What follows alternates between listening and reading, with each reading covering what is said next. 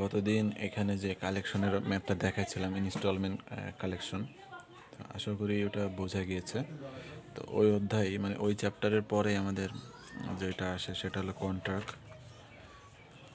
কন্ট্রাক্টের অঙ্কটা খুবই সহজ, যেটা একটাই নিয়ম, এক নিয়মে সবগুলো করা যায়। এই যে এই সাইটের ম্যাথটা হয়তো 17 নম্বরটা দেখিয়েছিলাম, যদি অন্য কোনো প্রবলেম থাকে তা সেটাও দেখানো যাবে।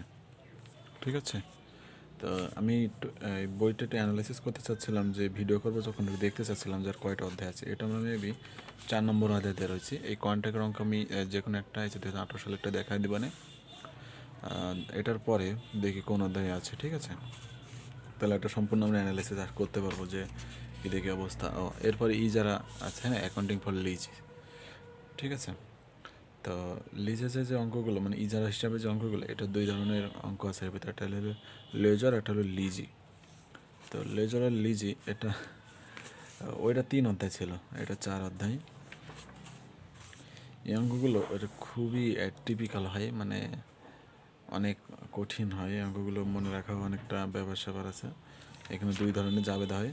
একটা হলো এই যে এখানে দেখতে পাচ্ছ, একটুখানি ফোকাস দেওয়া আঙুলের এখানে, এটা হচ্ছে লিজি।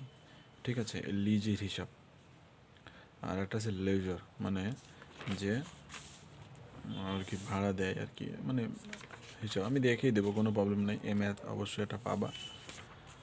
হিসাব বিজ্ঞানের বেশি তো ম্যাথ নেই, মানে 8টা কি 9টা অধ্যায়, মানে এটা লেজার। ঠিক আছে, লেজার বলতে যে হলো ওই যে ইকুইপমেন্ট ভাড়া নেয়, হ্যাঁ, মানে দেয়। ঠিক আছে, আর লিজি হলো যে হলো তোমার ইকুইপমেন্ট বা যে কোনো কিছু, ধরো যে আমাদের এদিকে আমরা গ্রাম্য ভাষায় যেটা বুঝি, বন্ধক রাখা। ঠিক আছে, আমাদের অনেকে আছে না, আমার একটা জমি আছে আমি বন্ধক রাখলাম, কিন্তু বন্ধক রাখার সিস্টেম না এটা। কীরকম, ওই যে এক ধরনের একটা সিস্টেম আছে না, যে লিজ নিয়ে আর কি। গ্রাম অঞ্চলের দিকে এই কথাটা দেখবে শুনছো কখনো কখনো, যে একটা জমি আছে, সেই জমিটা 1 বছরের জন্য লিজ নিয়েছে। এই 1 বছরেও যত চাষবাস করবে সে ওর মতো করবে, আর বছর শেষে ওরে 10,000 টাকা দিতে হবে। জমিতে চাষ হলেও কি লস হলেও কি সেটা দেখার দরকার না, 10,000 টাকা দিতে হবে। আর বন্ধক একটু অন্য অন্য টাইপের। বন্ধক হলো এককালীনের টাকা, যে টাকাটা পরিশোধ করা না পর্যন্ত সেই জমিতে মানে তার অধিকার আসে না। ঠিক আছে, ধর একটা জমি আছে আমার, আমি সেটা 50,000 টাকা একজনের কাছে বন্ধক রাখলাম, উনি আমাকে 50,000 টাকা দিয়েছে। যতদিন না আমি 50,000 টাকা দিব ততদিন পর্যন্ত ওই জমি আমার অধিকার আসবে না। কিন্তু লিজ ওই টাইপের না, লিজ অন্যরকম। আমার ওই যে 10,000 টাকা দিয়েছে ওই টাকাটা ওকে আমার ব্যাক করা লাগবে না। লিজের যে টাকাটা ধরো বছর শেষে ও আমার 10,000 টাকা বা 20,000 টাকা, ধরো যে কোনো টাকা একটা ধরো ধরো তো ওই টাকাটা আমার ব্যাক দেওয়া লাগবে না, জমি আমারই থাকবে, কিন্তু জাস্ট একটুখানি 1 বছরের জন্য চাষবাস করতে পারবে, এই সুযোগটা শুধু থাকবে, তাছাড়া অন্য কিছুই না। তো এই অধ্যায়টা মোটামুটি শুধু জাবেদার পরে ডিপেন্ডেন্ট করেছে। পঞ্চম অধ্যায়, এই অধ্যায়টা আমি রেফার করবো যে করারই দরকার নেই। এই অধ্যায়টা অনেক কঠিন, হ্যাঁ, এই অধ্যায়টা কঠিন বলতে অঙ্ক আসে না, তারপরে ইগনোর করে সবাই, আমি ওই সময় ইগনোর করছিলাম। ঠিক আছে, তো এই অধ্যায়তে 3-4টা মানে 3-4টা ম্যাথ আছে। খুবই একটা ইন্টারেস্টিং বিষয়, যার বই সে এই জায়গায় পিন মেরে রেখে দিয়েছে এই পর্যন্ত, মানে কই অধ্যায় শেষ পর্যন্ত সে পিন মেরে রেখে দিয়েছে, এর ভিতরে সে ঢোকেও নি করেও নি। একটা ইন্টারেস্টিং বিষয়। এরপরে আছে 6 নম্বর অধ্যায়, যেটা অপারেটিং সেগমেন্ট। এই অঙ্ক থেকে এবার আসছিল একটা এমন এমন বাজে অঙ্ক, হ্যাঁ। যদি এখানে সেগমেন্টের অঙ্কগুলো দেখি, এগুলো সম্পূর্ণ সূত্র উপরে বেস করে করা, হ্যাঁ, সূত্র ছাড়া অঙ্কগুলো হয় না। হ্যাঁ, তো সূত্র মোটামুটি দেখিয়ে দিলে অবশ্যই পারা যাবে। 3-4টা সূত্র আছে, মার্জিন টার্ন ওভার, ROI মানে রেট অফ এলো রিটার্ন অফ ইনভেস্টমেন্ট, এইগুলো। ঠিক আছে, RI এই যে নর্মাল রেট অফ রিটার্ন, এইগুলো। এবার একটা আসছিল এই ম্যাথ থেকে ভিন্ন টাইপের। তো এই অধ্যায়টা খুবই গুরুত্বপূর্ণ, এখানে অনেকগুলো ম্যাথ আছে। তো তাহলে 6 নম্বর গেল, এবার আছে 7 নম্বর। এই যে 7 নম্বর যে অধ্যায়টা, দেউলিয়া সম্পর্কিত হিসাব বা অ্যাকাউন্টিং রিলেটিং টু ব্যাংক্রুপসি। তো এই ব্যাংক্রুপসি মানে এতটাই কঠিন একটা বিষয়, হ্যাঁ, মানে এইটা ওই সময় আমি যখন আমি এটা করতাম, পরীক্ষা দিতাম, ওই সময়তে অনেকে হিমশিম খেয়ে যেত, আমি নিজেও হিমশিম খেয়ে যেতাম এই ম্যাথগুলো করতে গেলে। ঠিক আছে, আর এই ম্যাথটাও একটা শিওর না শিওর আসে। ঠিক আছে, মানে এতটাই কঠিন ছিল এই ম্যাথটা, যেটা বলা বাহুল্য, মানে অনেক একটা অনেক নিয়মের ভিতরে আর কি, অনেক কিছু। আর এরপরে মনে হয় না আর কোনো অধ্যায় আছে, জাস্ট 7টা অধ্যায় আছে। তা আমার এই পরীক্ষার ভিতরে মানে এই যে পরীক্ষাটা দিয়েছিলাম, এই অ্যাডভান্সে আমার সব থেকে ভালো প্রিপারেশন ছিল এই পরীক্ষাটা। মাত্র 6টা অধ্যায়, তার ভিতর থেকে আবার একটা অধ্যায় স্কিপ করছি, মাত্র 5টা অধ্যায় পড়ে যেতে হয়েছে। হ্যাঁ, 5টা অধ্যায়ের ভিতরে খুবই মানে দু একটা অধ্যায় আছে খুবই মানে সহজ এরকম, এই জন্য খুব ভালো প্রিপারেশন ছিল। তারপরেও প্রশ্ন কমনই আসছিল না, তারপরেও কিন্তু যেভাবে হোক ম্যাথগুলো করছিলাম। আমার কাছে কথা হলো যে ম্যাথগুলো করতে হবে, ঠিক আছে, ম্যাথগুলো বুঝে বুঝে করতে হবে। ভুল যাক, আমার স্টেপ বাই স্টেপ মানে যেগুলো আছে সেগুলো মানে স্টেপ বাই স্টেপ যেটা আমরা করি এটা করে যেতেই হবে। মানে সাদা খাতা জমা রেখে আসা যাবে না। ধরো এই ম্যাথটা আমি করতে হবে, ম্যাথের যে নিয়ম, এই নিয়ম ফলো করে আমার ভুল যাক এরম নিয়ম, এই যে যেটার ফুললি সিকিউর, পার্টলি সিকিউর বলে, তারপরে এই যে এগুলো যেগুলো রয়েছে আর কি আনসিকিউর, এই যে এই ম্যাথগুলো এই কিছু কনসেপ্ট আছে। তা আমরা ডাইরেক্ট যদি অঙ্কে চলে যাই, আর কন্ট্যাক্টের যে অঙ্কটা আমি এখন দেখাবো, হ্যাঁ, ওইটা বেশি ইম্পর্টেন্ট আমার কাছে মনে হয় না, ওই অঙ্ক আসেই না বিশেষ করে। কারণ কী জন্যই বলতেছি কথাটা, এই যে লাস্ট আসছিল 2012 সালে, 12 সালের পরে আসছিল এই যে 18 সালে, এই মাসে 16 সালে, পরপর আসছিল, দেখো 18, 16, তারপরে 15, 17, ঠিক আছে, পরপর কিছু পড়ছে ওই সময়। আর এটা অন্য অঙ্ক আবার, তো এটা মানে কোনো বোর্ডের না, বেসিক আর কি করছেন। তো 19 মানে আমরা যদি অ্যানালিসিস করি 20, 21, তারপরে আমাদের তাই এরকম কখনো আসেনি, ঠিক আছে। এখন আসবে কিনা সেটা এখন অজানা, তার সহজ অঙ্ক যদি শিখে রাখতে সমস্যা নাই। এখন এই জায়গায় 3-4টা ম্যাথ থাকতে পারে, এখানে 2টা সাল রয়েছে, তিনটা সালেও একই কথা, কোনো চেঞ্জ নাই, ঠিক আছে, মানে একই নিয়ম, সবই একই রুলস, আমাদের সাল বাড়ুক আর কমুক।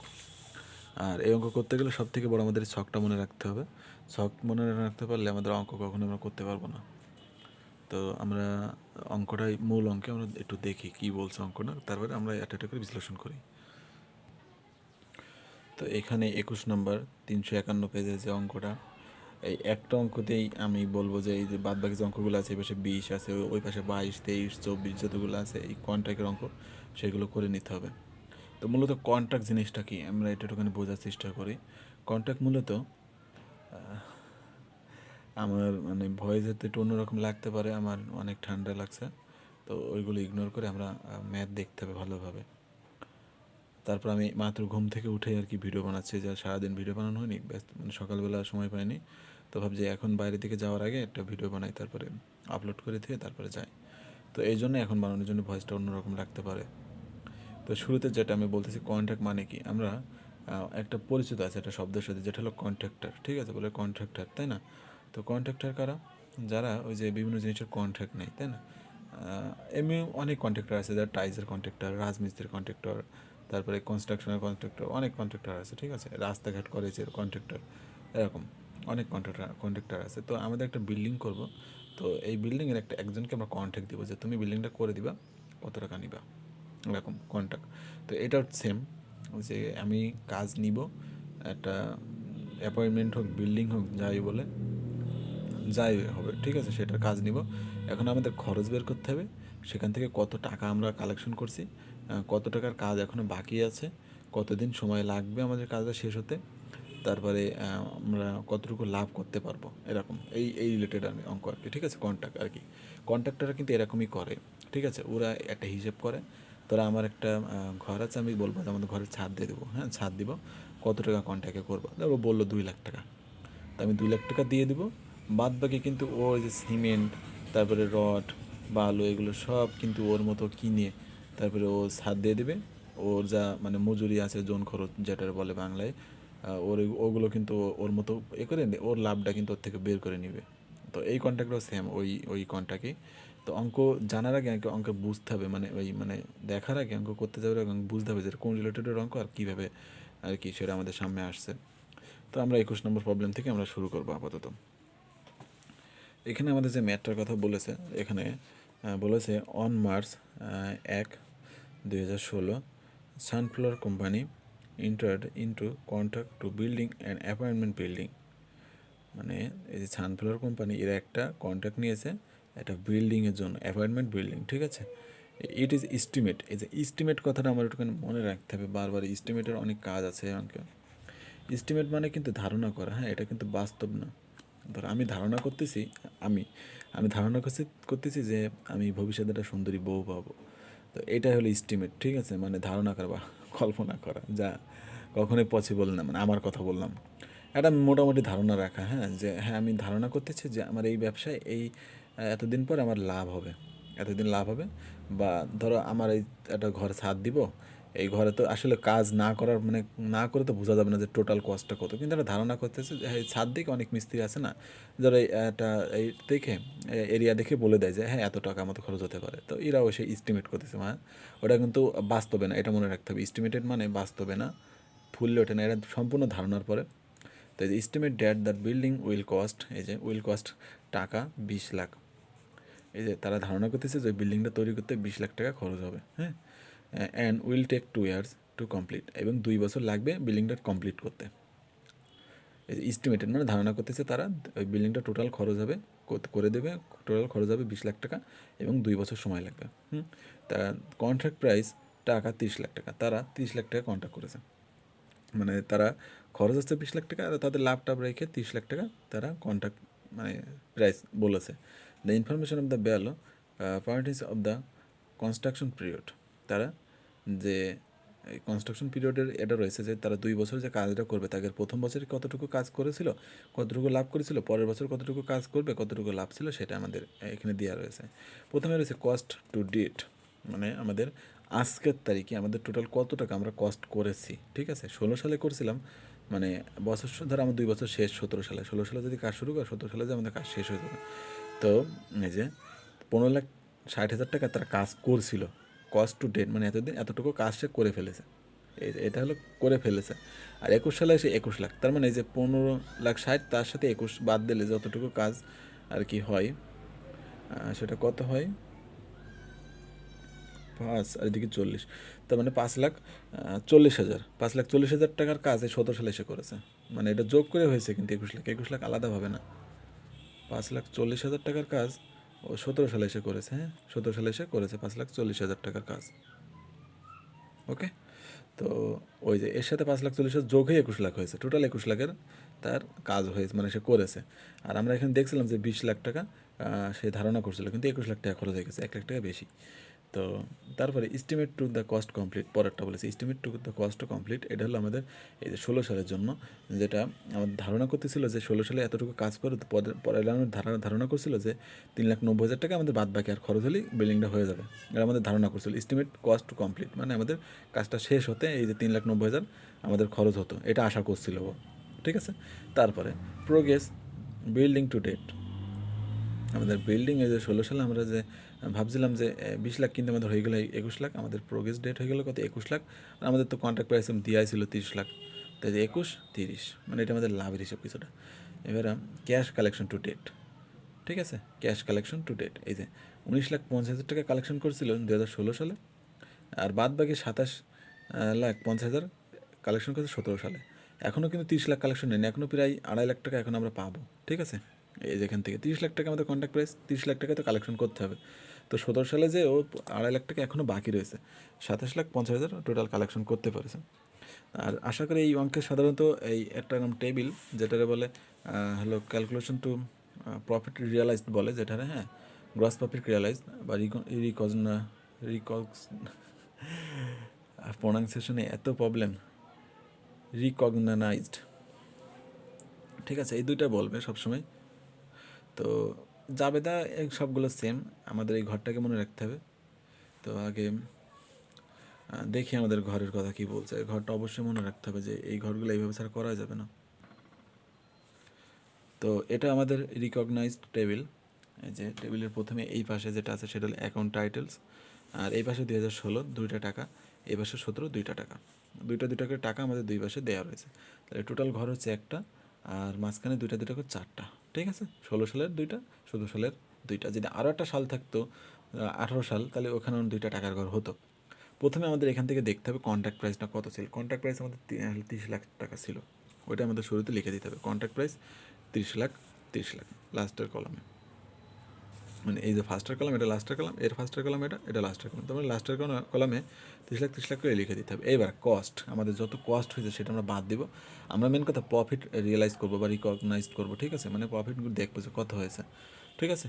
তো এবার কস্টগুলো আমরা এখান থেকে লেস করা শুরু করবো। তাহলে আমাদের কস্ট টু ডেট, আমাদের খরচ হয়েছিল 2016 সালে 15,60,000। আমরা প্রশ্ন দেখলেই বুঝতে পারবো এই যে 15,60,000 টাকা আমাদের খরচ হয়েছিল 2016 সালে। তো এই যে সেই খরচটা আমরা এখানে দিয়ে দিচ্ছি। আর আমরা এস্টিমেট করছিলাম টু কস্ট টু কমপ্লিট, আমাদের ওই বছরে ধারণা হবে, আর ধারণা করছিলাম যে 3,90,000 আমাদের খরচ হতে পারে। তাহলে টোটাল খরচ আর কি যোগ করলাম, এস্টিমেট কস্ট টু কমপ্লিট। এখানে প্রতিটা অঙ্ক এরকমই দেওয়া থাকবে, এস্টিমেট তারা করবে, এস্টিমেটটা যোগ হবে। যোগে আমাদের হয়েছে 19,50,000, সেখান থেকে বাদ গেলে 10,000, 10,50,000 টাকা আমাদের কি প্রফিট থাকার কথা ছিল 2016 সালের হিসেবে যদি আমরা যাই। কিন্তু 16 সালে আমরা 17 সালে যে দেখি, আমাদের ওই বছর তো মানে সব কাজ হয়ে গেছে, 21 লাখ টাকা মানে আমাদের হয়ে গেছে কাজ করা। আর তো এস্টিমেট করার কোনো মানে নাই আর কি, ওয়ে নাই। কারণ কি মানে আর তো আমাদের বিল্ডিং কমপ্লিট হয়ে গেছে, তাহলে আর কী ধারণা করবে, আর এক্সট্রা কী খরচ হবে। তো 21 লাখ ধরেই এই যে সেই জন্য এস্টিমেটেডটা 0, 21 লাখ এখানে বাদ দিলে আমাদের 9 লাখ প্রফিট হয়েছে। আমাদের ধারণা করছিলাম 10,50,000 প্রফিট হবে, কিন্তু হয়ে গেল 9 লাখ প্রফিট, ঠিক আছে। তারপরে আমাদের যেটা হলো টোটাল এস্টিমেটেড প্রফিট, মানে আমরা এস্টিমেটেড প্রফিট বলতে ধারণা করছিলাম যে আমাদের 10,50,000 প্রফিট হবে, 50,000। এস্টিমেটেড কথাটা মানে কিন্তু ধারণা, এটা কিন্তু রিয়েল অ্যাকচুয়াল না, ঠিক আছে। আমরা এখন অ্যাকচুয়াল প্রফিটটা বের করার ট্রাই করবো। আর 9 লাখ আমরা ধারণা করছিলাম যে প্রফিট এখন হবে। তো এখন লেগেছে পার্সেন্টেজ, এটা কিন্তু খুবই গুরুত্বপূর্ণ, এখানে সবাই ভুল করে। এই যে পার্সেন্টেজ কমপ্লিট টু ডেট, আমাদের আজকের তারিখে যদি আমরা মানে হিসেব করি যে কত পার্সেন্ট আমরা কমপ্লিট করেছি, সেটা আমরা যদি হিসেব করি, সেটা হিসেব করা এখানে। তো এই যে আমাদের যে কস্ট টু ডেটটা ছিল, এই যে আমাদের ওই যে ওই 2016 সালে আমরা কতটুকু ঘর মানে বিল্ডিংটা করছিলাম, 2016 সালে করছিলাম এই যে 15,60,000 টাকার কাজ। তো এই যে 15,60,000 টাকা উপরে হবে। আর টোটাল যে খরচটা থাকবে সেটা এই যে 19,50,000। কারণ আমাদের এখানে 19,50,000 টাকা আমরা ধারণা করছিলাম যে 19,50,000 টাকায় আমাদের কাজ হয়ে যাবে। কিন্তু 17 সালে যে হিসাব, 17 সালে যে কাজ বাড়িছে সেটা দিয়ে গুণ 100, তাহলে আমাদের 80% হয়। আমরা অর্ধেক প্রায় 80% কাজ আমরা করছিলাম 2016 সালে। আর বাদ বাকি যে কাজটা আমরা আমরা দেখলাম যে আমাদের টোটাল খরচ হয়ে গেছে 21 লাখ। যে এখানে একটুখানি যদি দেখতে পারো 21 লাখ আমাদের টোটাল খরচ হয়েছিল।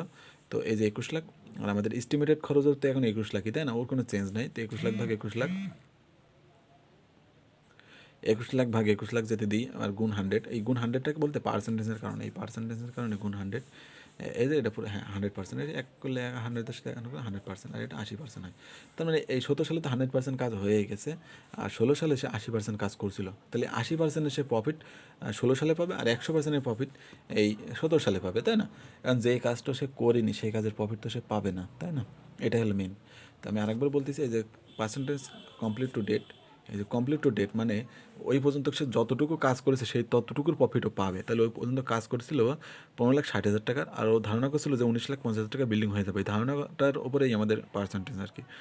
তো এই জন্য 19,50,000 গুণ 100, এটা করলে 80% হয়। আর এখানেও টোটাল খরচ হয়েছে ও এই 17 সালে যে 21 লাখ আরও এস্টিমেট কোনো ছিল না, মানে কাজের উপরে হয়ে গেছে, ওই জন্য 0। তাহলে 21 লাখ ভাগ 21 লাখ, এই যে যেটা রয়েছে টোটাল কাজে এখন হয়ে গেছে 21 লাখ টাকা, যেটা ছিল 20 লাখ আগে, কিন্তু এখন খরচ হয়ে গেছে 21 লাখ।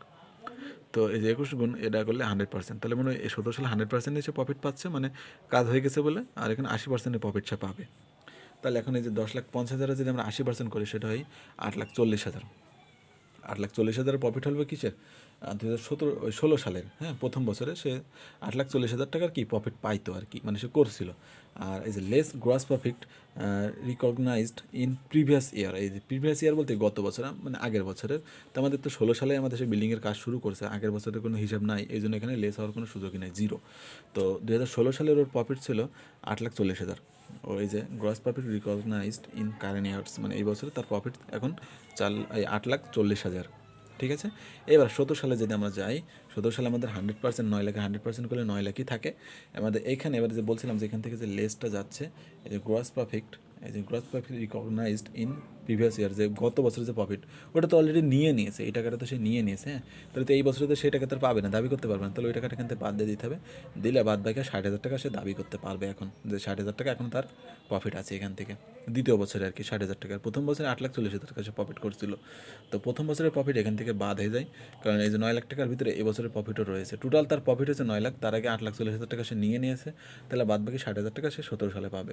তো এটাই ছিল আমাদের রিকগনাইজড টেবিল। তো এবারে আমাদের যেটা বলছিল জার্নাল করতে 2017 সালে জার্নাল করতে, হ্যাঁ 16 সালের না 17 সালে, তাহলে 17 সালে কী কী জাবেদ আছে সেগুলো আমাদের দেখতে হবে, দেখে আমাদের একটা জার্নাল করতে হবে। আশা করি এই টেবিলটা বুঝতে পারছো, দুই একটা করলে একই রকমই ম্যাথ, সেম ম্যাথ, এ পাশে 20 আছে, এ পাশে 21, এটা তো করাচ্ছি 22 23, এগুলো সব একই রকম, যদি করতে পারো তা খুব বেটার হবে।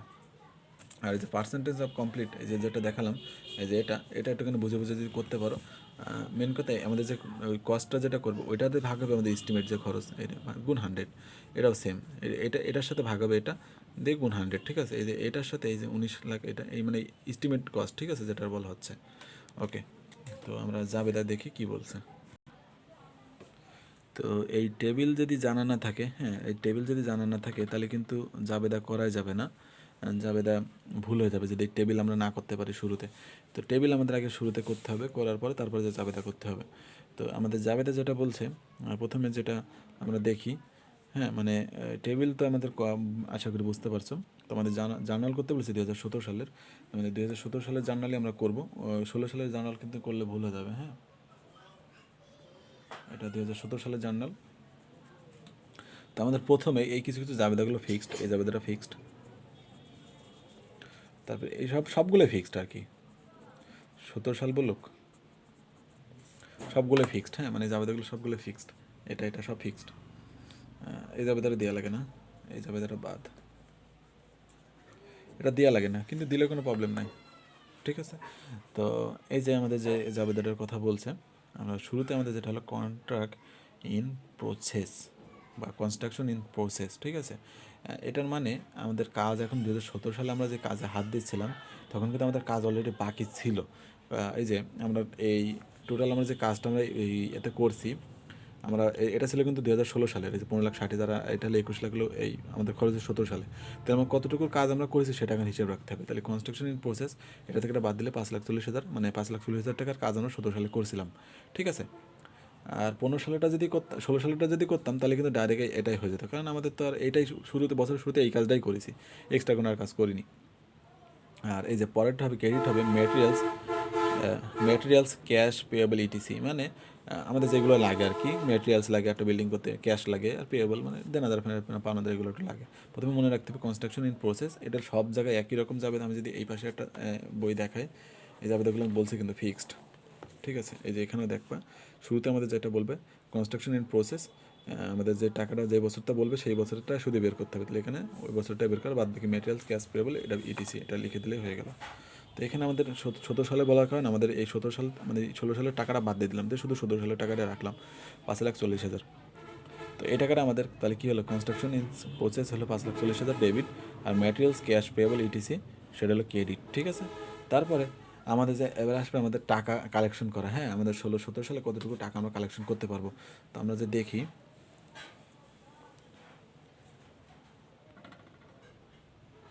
এই যে এখানে যদি আমরা একটু লক্ষ্য করি,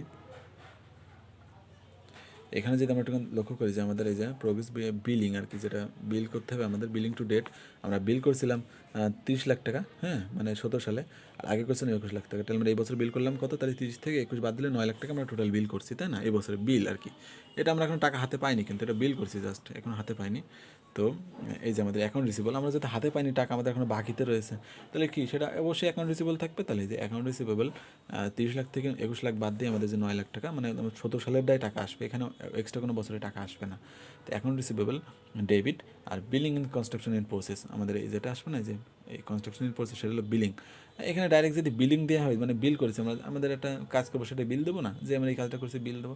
তো এই যে বিলের বা বিল ডেবিট বা বিলিং ডেবিট দিলেও হয়, বা billing in construction in process সেটা ক্রেডিট, এটা দিলেই হলো, ঠিক আছে। অ্যাকাউন্ট রিসিভেবল ডেবিট আর billing in construction in process credit, এই জাবেদাগুলো সম্পূর্ণ ফিক্সড, সবগুলো একই রকম জাবেদা হবে, সবগুলো একই রকম। আমি যদি এই পাশে আরেকটা যদি দেখাই তাহলে বুঝতে পারবা এই জাবেদাগুলো সম্পূর্ণ ফিক্সড। যে এখানে দেখো এটা অন্য একটা অঙ্ক, দেখো এখানে জাবেদারও same, billing in construction in process. তো তুমি এটা দেখার পরে যদি প্র্যাকটিস করতে পারো তাহলে খুবই ভালো হবে। এবারে আমাদের বিল তো করলাম, মানে আমি এই জায়গাতে জাবেদা শুরু হবে, হ্যাঁ মানে এই জায়গার থেকে, এই যে আমাদের যে ঘরটা আছে এই ঘর থেকে জাবেদা হবে। এই প্রথমে যে কস্ট টু ডেট এটা জাবেদা হবে, এস্টিমেটেডটা শুধু হবে না, হ্যাঁ এটা জাবেদা আমরা লিখি না, এটা ধারণা করার কোনো জাবেদা হয় না, এটা শুধু জাবেদা হবে না। তারপরে যে বিলি জাবেদা হবে, তারপর ক্যাশের জাবেদা হবে, তিনটা, এই যে একটা এই পরের দুইটা, শুধু এটা হবে না, কারণ 17 সালে তো এটা নাই, এই জন্য। হ্যাঁ, এবারে যদি বলো যে ভাই আসলে কি থাকলে কি হবে, মানে যদি থাকতো তাহলে কি দিতাম, না, এস্টিমেটের কোনো জাবেদা হয় না, ওটা দেওয়ার কোনো প্রয়োজনই নাই। যদি 16 সালের বলতো তাহলে আমরা 3,90,000 এক্সট্রা কোনো জাবেদা দিতাম না। ঠিক আছে, তো আমি দেখি আমাদের পরের এন্ট্রিতে যাই। তো আমাদের এখানে যে ও একটু যেটা দেখতে গেছিলাম সেটা দেখা হয়নি। এই যে তারপরে সে ক্যাশ কালেকশন করছিল কত, 19,50,000 সে 16 সালে যে করছিল, আর এই জায়গায় যে 27 লাখ মজার কালেকশন করছিল, তাহলে এখান থেকে এটা বাদ দিয়ে দেখতে হবে যে 17 সালে কতটুকু কালেকশন হয়েছে। তো এখানে দেখি বাদ, আমি আর ক্যালকুলেটার হাত দিচ্ছে না, এখানে দেখি কত করেছে। তাহলে এই যে বাদ দিয়ে হয়েছে 8 লাখ, সে টোটাল কালেকশন করছে 9 লাখ করার কথা ছিল, কিন্তু সে হলো 8 লাখ করছে আর কি কালেকশন। ঠিক আছে, এখন 2.5 লাখ বাকি রয়েছে, এখন 2.5 লাখ টাকা তার বাকি রয়েছে। হ্যাঁ, মানে সে কালেকশন করতে 30 লাখ টোটাল সে কালেকশন করতে হবে, 30 লাখ টাকা কন্ট্রাক্ট প্রাইস। তো আমাদের ক্যাশ যেহেতু আসছে তাহলে কী হয়ে যাবে, ক্যাশ ডেবিট হয়ে যাবে। ক্যাশ ডেবিট হয়ে গেলে এখন 8 লাখ টাকা, আমরা এখন 8 লাখ টাকা পেয়ে গেলাম, 8 লাখ। আর অ্যাকাউন্ট রিসিভেবল যেহেতু চলে গেল, অ্যাকাউন্ট রিসিভেবল এখন তাহলে ক্রেডিট করে দিতে হবে, অ্যাকাউন্ট রিসিভেবল ক্রেডিট 8 লাখ। আশা করি বুঝতে পারছো। হ্যাঁ, এই তিনটে জাবেদা তো ফিক্সড ছিল। পরে জাবেদা যেটা, আমি সেটা একটুখানি বলার ট্রাই করি। এই জাবেদাটা আসবে আমাদের সম্পূর্ণ আমাদের যে কনস্ট্রাকশনের যে এক্সপেন্স আর কনস্ট্রাকশন ইন প্রসেস, এই দুইটা মিলে। ঠিক আছে, তো আমাদের এক্সপেন্স কত ছিল আর প্রসেস মানে আমাদের যে ইন প্রসেস কতটুকু রয়েছে সেটা আমাদের মিলে জাবেদাটা আসবে। আর এই জায়গায় যে revenue in from the long term contracts, এটা বের করা অনেকটা একটু জটিল লাগে। আমি বলবো কি, সব থেকে সহজ হবে এখানকার যে জিনিসটা আছে সেটা দেখে দেখে বোঝা। ঠিক আছে, মানে প্রফিটটা। তো শুরুতে আমরা যদি দেখি আমাদের জাবেদার, এই জাবেদার মুখস্থ করতে হবে, এটাও ফিক্সড জাবেদা। হ্যাঁ, এই যে এটাও ফিক্সড, প্রতিটা জায়গায় হবে, এটাও ফিক্সড, এটাও লিখে দিই ফিক্সড, এটাও প্রতিটা জায়গায় হয় ফিক্সড, এটাও ফিক্সড জাবেদা। এই যে এখানে এই পরের অঙ্কটা তুমি দেখতে পারবা, এই যে এখানেও দেখো একই জাবেদা আছে, কনস্ট্রাকশন ইন এক্সপেন্স আর কনস্ট্রাকশন ইন প্রসেস, এই দুটো জাবেদায় আছে। ঠিক আছে, অ্যান্ড কনস্ট্রাকশন প্রসেসে আমাদের যেটা হবে, এই বছরে যে প্রফিট ছিল, আমরা যে প্রফিট বের করছিলাম, এই জায়গাটা আমার হাতের দিকে খেয়াল করো, ওই যে ওখানে খেয়াল করো 60,000 টাকা আমাদের এই বছরের প্রফিট ছিল, সেটা 17 সালে ছিল। হ্যাঁ, 17 সালে আমরা প্রফিট বের করছিলাম, যে রিকগনাইজ করছিলাম, সেটা হলো 60,000। তাহলে আমাদের প্রসেসে ডাইরেক্ট 60,000 টাকা দিয়ে দিবা, 60,000 দিয়ে দিবা। আর এই যে 5,40,000, এটা আমাদের এই যে প্রসেস মানে এক্সপেন্স, এই যে এক্সপেন্স, আমাদের এক্সপেন্স ছিল 5,40,000, এই এক্সপেন্সটা এখানে আসবে, এই দুইটা যোগ করে এখানে হবে। আশা করি বুঝতে পারছো, মানে আমাদের 30 লাখ থেকে এটা যেটা করছে আমাদের দেখার দরকার নেই। এরা কী করছে জানো, আমাদের আগে কাজ করছিল 80% করে, এই 60,000টা বের হয় এখান থেকে, আমাদের দরকার আছে 60,000 বের করার, আমাদের এই প্রফিটটা আমরা এখানে বসাই দিব, প্রফিটটা আমাদের বসাই দেবো ইন প্রসেসে, কনস্ট্রাকশন ইন প্রসেসে বসাই দেবো প্রফিট। আর এক্সপেন্স যেহেতু আমাদের এক্সপেন্স, এই বছর এক্সপেন্স হচ্ছে, খরচ হচ্ছে কত, 5,40,000, সেই 5,40,000, আর টোটাল আমাদের রেভিনিউ লং টার্ম কন্ট্রাক্টস এই যে 6 লাখ। ঠিক আছে, আর তারপরে যেটা দিয়েছে, হ্যাঁ, বিলিং প্রসেস, ওইটা আমার মনে হয় না ওটা দেওয়ার কোনো প্রয়োজন আছে, এই তিনটে জাবেদা দেওয়া, হ্যাঁ, বেশি শেখার দরকার নেই। সরি, 4টা, এই টোটাল 4টা জাবেদা একদম ফিক্স জাবেদা, যে কটা কন্ট্যাক্ট রঙ করো না কেন, এই 4টা জাবেদা লাগবে লাগবে লাগবে লাগবে। আর টেবিলগুলো সব জায়গায় সেম, কোনো নেই। তো আমি পরে জাবেদা আরেকবার বোঝাচ্ছি। এই জাবেদাটা সবার কনফিউশন থাকে, সেটা কি, কনস্ট্রাকশন এক্সপেন্স, যেটা প্রথমে রয়েছে, এই এক্সপেন্সটা হবে আমাদের শুরুতে যে এই কনস্ট্রাকশন প্রসেস, ওর টাকাটা, ওই সালের টাকাটা, হ্যাঁ, ওই সালের টাকাটা এখানে চলে আসবে। আর এই যে কনস্ট্রাকশন ইন প্রসেস, এটা চলে আসবে ওই বছরের লাভের টাকা, এই যে 60,000 ছিল না ওই বছরের লাভ, এই যে 60,000 ছিল না, 60,000 টাকা ওখানে চলে আসবে। এবার এই দুইটা মিলে আমাদের হয়ে যাবে revenue from long term contracts. ঠিক আছে, এই এক্সট্রা এসব লেখার দরকার নেই, 60,000 ওই 6 লাখ, আর পরে এটা দেওয়ার দরকার নেই, এই তিনটে জাবেদা, এই 4টা জাবেদা দিলেই হয়ে যাবে। আশা করি অঙ্কটা বুঝতে পারছো। আর মোটামুটি পরের অঙ্কগুলো যদি 20, এই পাশে 23, 22, এগুলো যদি করো, একই নিয়ম, কোনো আমার কথা হলো অন্য জায়গায় ঘর অন্যরকম থাকতে পারে। হ্যাঁ, এই পাশে একটা অঙ্ক দেখছিলাম, এই যে ঘর ওরা আলাদা আলাদা করতে পারে, তুমি একবারে করবা, আমি যে নিয়মটা দেখালাম এই নিয়মে ঘর করবা। ঠিক আছে, করে আমাদের প্রফিট বের করবা, ওরা সেই প্রফিটই বের করেছে কিন্তু আলাদাভাবে, তুমি এইভাবে বের করবা। যে কটা শালি বলুক, এখানে শুধু আরেকটা ঘর বাড়লে আরেকটা ঘর বাড়াই দিবা, জাস্ট এই যে এই পাশে একটুখানি ঘরটা দেখো,